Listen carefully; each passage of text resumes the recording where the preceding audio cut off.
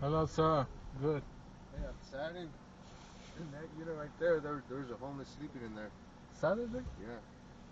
So just be careful. Make sure you walk. When you're on that side, they probably could come in. You won't find out. No, I was there.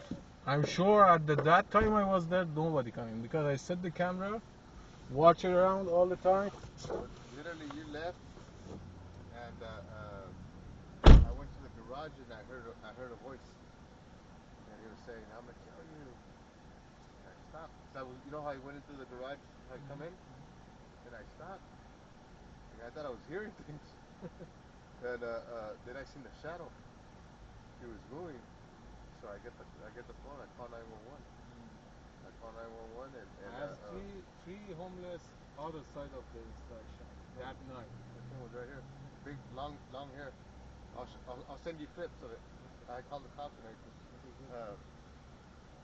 Nothing happened, but just be careful.